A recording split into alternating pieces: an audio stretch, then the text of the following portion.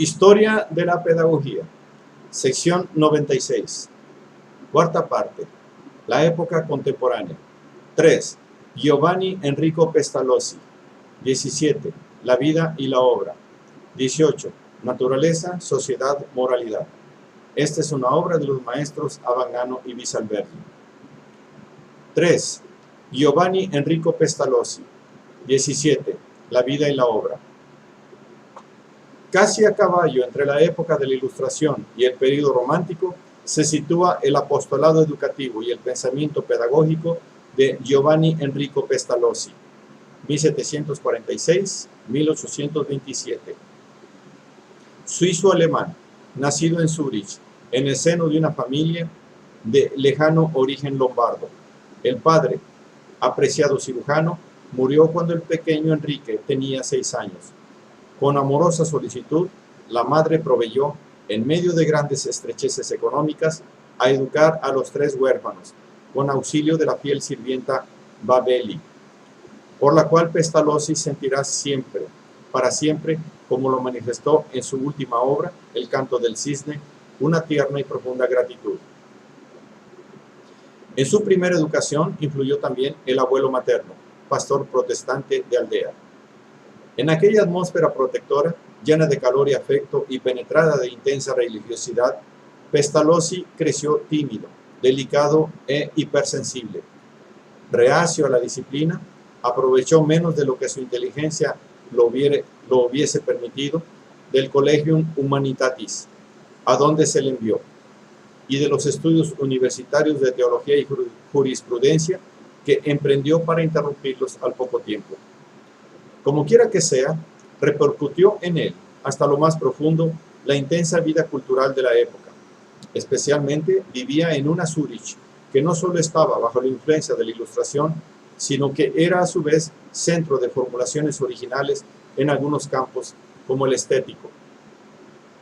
Las ideas de Bodmer, de quien Pestalozzi fue discípulo directo, y de Breitinger, preludiaban la estética romántica y revalorizaban el arte popular y medieval. Pero su temperamento llevaba al joven Pestalozzi a entusiasmarse sobre todo por ideales humanitarios y por generosos proyectos de reformas jurídicas y sociales. Leía a Basedow y se exaltaba por Rousseau, de quien abrazó las ideas democráticas, renunciando al proyecto de seguir la carrera eclesiástica para entregarse al estudio del derecho, con el propósito de seguir una carrera política para luchar por la educación y las libertades populares. Pero, reconociendo que la ingenuidad y credulidad propias de su índole lo hacían poco apto para la política, un amigo, en artículo de muerte, lo había amonestado a ese propósito, se dedicó a formular proyectos de reforma agraria tendientes a volver productivos terrenos estériles, mediante los adelantos de la agronomía. Las enseñanzas de los fisiócratas, el retorno a la naturaleza predicado por Rousseau, la filantrópica exigencia de ofrecer al pueblo medios de reeducación y bienestar por medios de trabajo, confirmaban a Pestalozzi en sus proyectos agrarios hechos económicamente posibles gracias al matrimonio con Anna Schultes, conquistada también por los ideales del marido. El experimento se llevó a la práctica en ciertos terrenos áridos del colindante cantón de Argovia. La granja construida en 1767 se bautizó Neuhof, Quinta Nueva, y resultó un completo fracaso económico, sobre todo por la impericia administrativa de Pestalozzi, el cual, a pesar de todo, no queriendo renunciar al aspecto filantrópico de su empresa, abrió en el mismo sitio, en 1775, un instituto para niños pobres que quisieran prepararse para la vida productiva, sobre todo mediante ejercicios de trabajo, especialmente hilandería y tejeduría. Este experimento pedagógico duró 5 años en medio de toda suerte de dificultades. Los educandos, una cincuentena, eran con frecuencia niños tarados o vagabundos, acostumbrados a todos los vicios. Las autoridades cantonales y comunales seguían la iniciativa con mal disimulada desconfianza. Pestalozzi era incapaz de resolver los graves problemas orgánicos que le salían al paso, y por si fuera poco, las dificultades económicas de la finca agrícola crecían sin cesar. En 1780 tuvo que cerrar la escuela. 50 años más tarde, al hacer de su Canto del Cisne un breve balance de aquella experiencia, Pestalozzi reconocía que, aparte de las dificultades extrínsecas, había incurrido en un error pedagógico de carácter fundamental, o sea, el de haber intentado introducir prematuramente a los niños al trabajo productivo con un aprendizaje demasiado prematuro. De ese modo, a los 34 años de edad, Pestalozzi veía naufragar sus sueños y se encontraba incluso económicamente en mala situación. Decidió entonces perseguir en calidad de escritor aquellos mismos ideales educativos y filantrópicos hacia los cuales había orientado su obra práctica, y lo logró, con inesperada fortuna, al escribir casi de un tirón, la novela Leonardo y Gertrudis, 1781, publicada inmediatamente por un editor berlinés que conquistó un vasto público en Suiza y Alemania.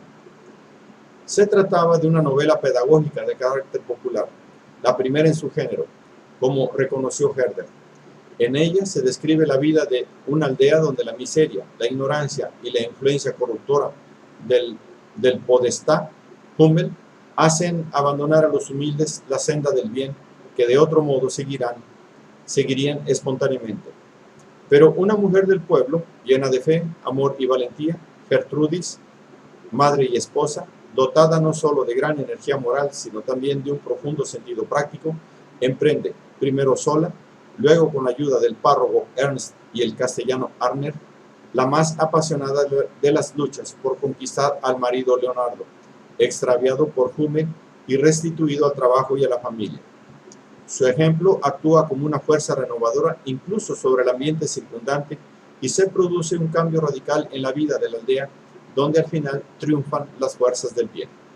Estas fuerzas, simbolizadas por los personajes de Gertrudis, Ernst y Arner, son pues la familia, la religión y la ley. Es de mencionar que poco más tarde, cuando Giovanni Pestalozzi decidió escribir una continuación de la novela en 3 volúmenes, el último de los cuales apareció en 1787, atribuyó un papel central a un nuevo personaje que encarna la función de las escuelas, Gluppi, viejo oficial retirado, que se improvisa maestro elemental con el preciso propósito de acabar con el predominante verbalismo. Son las acciones las que instruyen al hombre, las acciones las que le dan consuelo, basta de palabras. En la escuela, estudio y trabajo marchan estrechamente unidos y la aldea entera empieza poco a poco a colaborar de mil maneras en su obra educativa. Bajo la guía de Gluppi, los muchachos estudian el ambiente en que viven, mientras Gluppi estudia, sin demostrarlo a los muchachos, en tanto que visitan talleres y tiendas y practican varias actividades, pues considera como su responsabilidad encaminar hacia profesiones calificadas y apropiadas, sobre todo a aquellos cuyas familias carecen de propiedades y que por lo tanto estarían destinados a la mísera existencia de los jornaleros agrícolas. La continuación de Leonardo y Gertrudis no corrió con la misma fortuna que el primer volumen.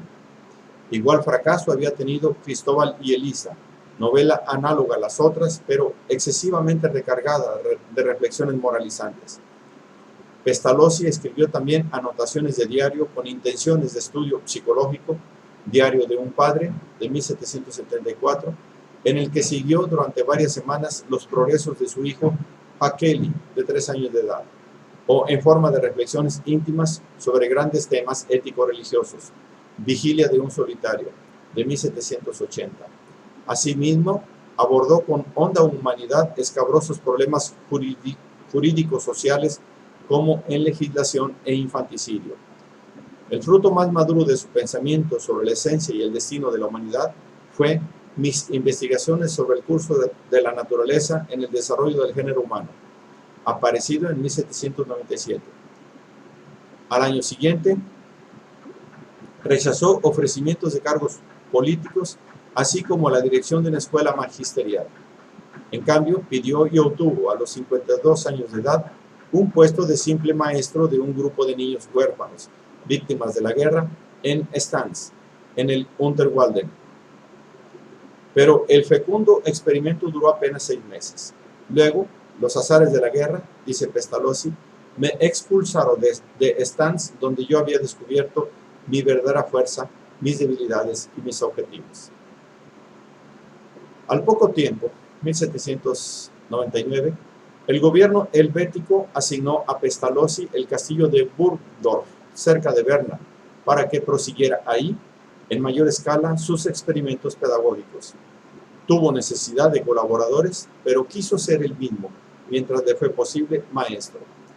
Trató de llevar a su máximo desarrollo un método de educación elemental, capaz de radicar sólidamente en el espíritu infantil los primeros elementos del saber, en forma natural e intuitiva. Los principios de este método los formuló en el libro Cómo Gertrudis enseña a sus hijos, 1801, que consiste en 24 cartas sobre la instrucción elemental dirigida por Pestalozzi a su amigo Gessner, editor de Zúrich. Gertrudis no aparece más que en el título como símbolo maternal y del buen sentido que debe presidir a la educación. Por lo demás, ya en la conclusión de Leonardo y Gertrudis, Pestalozzi había hecho declarar a Gluppi que toda su actividad educativa se injertaba en la de Gertrudis. Ella había creado mi escuela en su pequeña estancia, mucho antes de que se me ocurriera a mí. El nombre de Pestalozzi empezó a gozar de fama europea y muchos visitantes, entre los cuales el joven Herbart, acudían a conocer su instituto educativo, que se convirtió en internado, con una normal de maestros anexa, y se transfirió primero a Münchenbuchsee, 1803, y por último a Yverdon, 1805, donde se desarrolló ulteriormente para decaer a vuelta de 20 años, al cabo de los cuales Pestalozzi se vio obligado a cerrarla, 1825, porque ya octogenario no era capaz de allanar las disensiones y las enemistades surgidas entre sus más cercanos colaboradores, sobre todo entre Niederer y Smith. Pero la fama del Instituto de Yverdon de los tiempos de oro atrajo discípulos y visitantes de todas partes de Europa, como Fichte, Froebel y Gino Capponi, muchos de los cuales se convirtieron en propagandistas de los métodos pestalozzianos en sus propios países. Posteriormente, Pestalozzi escribió al inglés Greaves una serie de cartas que se publicaron en inglés en 1827 y luego se tradujeron y publicaron en alemán con el título de Madre e Hijo. Esas cartas compendian eficazmente su doctrina. En 1825 se retiró a New Hope, donde un nieto suyo, hijo de Jacqueline, muerto alrededor de los 30 años, había logrado finalmente hacer prosperar la finca que Pestalozzi no había querido vender jamás. Allí escribió El Canto del Cisne, obra en parte autobiográfica y en parte de meditación teórica. Falleció en 1827. 18. Naturaleza, sociedad, moralidad. Está demostrado desde hace mucho que el peculiar moralismo de Pestalozzi se desarrolló independientemente de las formulaciones kantianas. Tan es así que empieza a manifestarse en el diario de 1774. En este escrito ocupa aún el primer plano el eudemonismo de Rousseau, pero se advierte ya una insistencia pragmática de los deberes sociales y en una progresiva adquisición del hábito del esfuerzo. No hay aprendizaje que valga nada si desanima o roba la alegría. Mientras el contento le encienda las mejillas, mientras el niño anide su actividad entera de júbilo, de valor y de fervor vital, nada hay que temer. Breves momentos de esfuerzo aderezados de alegría y vivacidad no deprimen el ánimo. Hacer surgir la calma y la felicidad de la obediencia y del orden, he ahí la verdadera educación a la vida social. El problema consiste en reunir lo que Rousseau ha separado, es decir, la libertad de la naturaleza con la autoridad del deber, pues ni aun en las circunstancias más favorables es lícito abandonar al niño a merced de su capricho.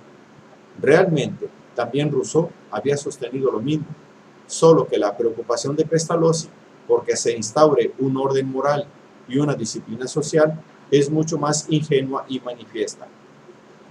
Por otra parte, esta misma preocupación se halla en los penetrantes perfiles psicológicos que trazaba en sus pequeños discípulos de New Hope. Pero, ¿son la disciplina social y el orden moral una y la misma cosa? Pestalozzi responde negativamente y da a su respuesta una forma orgánica y precisa después de que la Revolución Francesa lo ha confirmado en sus convicciones. Esto es, que la obra educativa debe preceder y volver innecesaria la rebelión. Hablan con el mismo espíritu oligarcas y sans-culottes, escribe en Mis investigaciones, de 1797, y enuncia como imperativo ético no ser, en cuanto a naturaleza moral, ni perseguidor, ni siervo, ni rebelde, pero no dice lo que hay que ser positivamente, porque decirlo no es lo que importa, sino hacerlo. Es necesario ser educadores. Al año siguiente, Pestalozzi será maestro en Stans. Esta estrecha fusión entre planteamiento teórico y acción vital no le impedía al primero articularse con bastante claridad. Al estado de naturaleza, entendido como realización del amor inmediato de sí mismo, se contrapone el estado social, realización utilitaria de la mayor ventaja para sí mismo obtenida mediante la aceptación de las restricciones y las convenciones sociales. Pero por encima de estos dos momentos se halla el que es verdaderamente moral y realiza al mismo tiempo la espontaneidad del primero y el orden del segundo. En una palabra, para que la convivencia humana no sea constructiva, debe basarse en la libre aceptación de los vínculos sociales, no por simple cálculo, sino sobre la base del imperativo del deber, es decir, de la autonomía de la vida moral. La educación es precisamente el encaminamiento hacia esa autonomía. Pero, ¿cómo puede el educador conseguir semejante resultado? O sea, realizar una educación puramente liberadora, promotora de autonomía espiritual. ¿No es acaso su intervención siempre y necesariamente exterior? He aquí donde la profunda fe pestalozziana se expresa en toda su plenitud a través de la siguiente advertencia solemne. El niño, como el hombre, quiere el bien, mas no para ti, educador, sino para él mismo. El bien a donde debes conducirlo no debe ser tu capricho, una sugerencia de tu pasión, sino que debe ser un bien por sí mismo y aparecer como tal bien al niño. Todo aquello que despierta en él fuerzas, que le hace decir yo puedo, él lo quiere. Pero este querer no se suscita con palabras, sino con los cuidados que se le prodigan y con las palabras que esos cuidados despiertan y estimulan en él. De aquí la exigencia de acción, el rechazo del verbalismo preceptístico que hemos visto afirmar con tanto vigor por boca de Gluppi, de Leonardo y Gertrudis, y que en Cómo Gertrudis enseña a sus hijos se afirma en la admirable manera que ahora se verá. Así como las definiciones, cuando preceden a las instituciones, forman a los necios y presuntuosos, así las disertaciones sobre la virtud, cuando vienen antes que la práctica de la virtud, forman a los ociosos y orgullosos. La falta de una enseñanza práctica y experimental de la virtud tiene las mismas consecuencias que la falta de una enseñanza práctica y experimental en el campo científico. Pero, ¿qué son esas fuerzas que se deben despertar en el niño para encaminarlo concretamente hacia el apetito del bien? Pestalozzi, partiendo de una tradición de origen agustiniano, Posse, Noce, Vele, las identifica en otro orden, como las fuerzas del corazón, de la mente y de la mano, o del arte. Sentimiento, intelecto y gusto constructivo práctico son para Pestalozzi los resortes fundamentales de nuestra acción. Esos resortes, al integrarse armoniosamente, determinan todos y cada uno de nuestros hábitos virtuosos. Pero esta orgánica integración solo se puede conseguir mediante una educación que se realice equilibradamente en su aspecto ético-religioso, en su aspecto intelectual y en su aspecto artesano o industrial, como se decía entonces de este aspecto del método pestalozziano.